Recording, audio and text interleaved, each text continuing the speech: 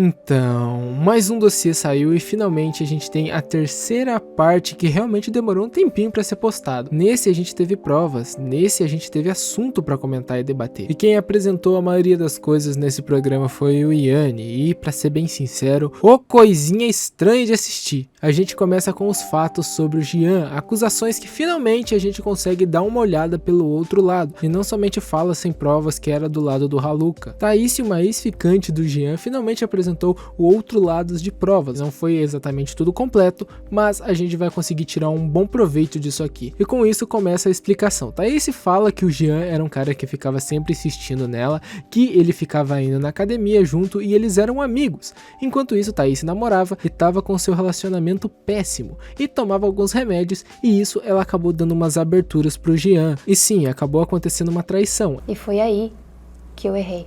Entre o dia 7 e 8 de novembro, ele me beijou no elevador. E eu nem queria aquilo, mas eu não fiz nada pra impedir. Foi muito rápido. E essa foi a única vez que eu consenti. Essa era a chave que a gente teria que saber pra gente não incriminar o Jean, porque querendo ou não, se teve consentimento, não teve nada de errado. O único problema nessa história é que o Jean era muito insistente. Aquele insistente que fica fazendo ameaças emocionais e também sabendo que ela namora, dando em cima de uma mulher que namora. Então isso foi realmente bem chato, e o Jean também, por muitos áudios e muitas coisas, acabou sendo muito cringe, por assim dizer. E sim, o Jean ele errou, ele não foi uma pessoa totalmente íntegra, e também pelo jeito que ele agia, parece que ele era bem agressivo, ele ficava irritado com as coisas. Eu também falava de ameaça de câmera, mas na verdade no elevador não existia câmera nenhuma. E sim, a gente consegue tirar disso que o Jean errou, ele não foi totalmente íntegro e ele acabou fazendo algumas besteiras, mas nada contra a lei. Se teve consentimento da mulher que traiu o seu namorado com ele,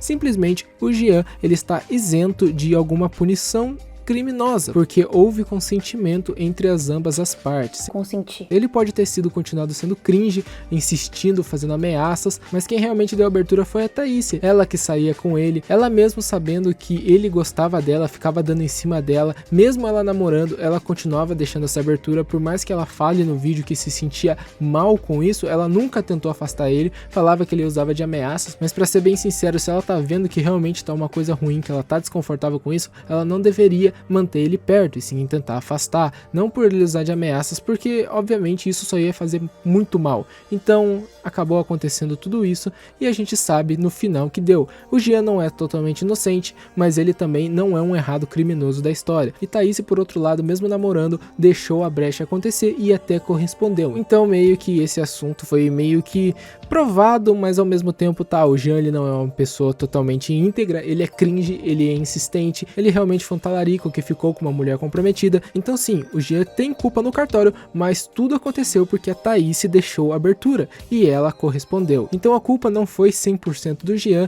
teve correspondente das duas partes, então isso não se enquadra como um crime. Então já passando para a próxima aba, Yanni pagando de maluco, cara. O Yanni ele simplesmente nesses últimos dias antes de sair esse dossiê, começou a ficar revoltado na internet, xingando e ameaçando todo mundo. Gabriel Azevedo, sabe por que, Stott? Você, putinha do recado, que espalhou pra todo mundo que o Jean tinha as imagens do elevador? Fui até o elevador, seu babaca. Eu tirei foto dos 4 ângulos do elevador e aquele elevador não tinha câmera, seu otário. E ela te empurrou contra a porta, seu otário. Seu covarde. Você é um covarde, Jean.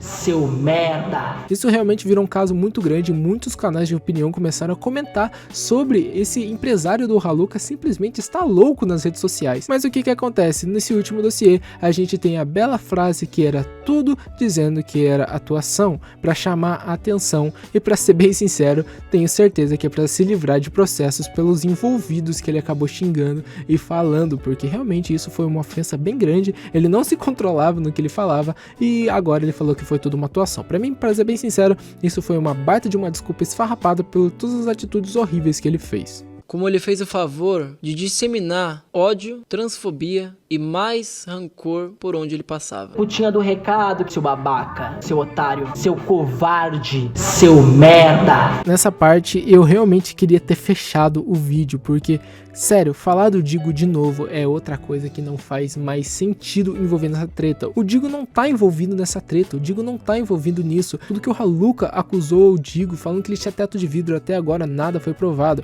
Ele simplesmente pegou um vídeo do Digo de 5 meses atrás e começou a fazer um react, falando sobre coisas que o vídeo falava de thumbnail, e ele simplesmente falou isso. Toma cuidado com suas thumbnails, toma cuidado com seus títulos.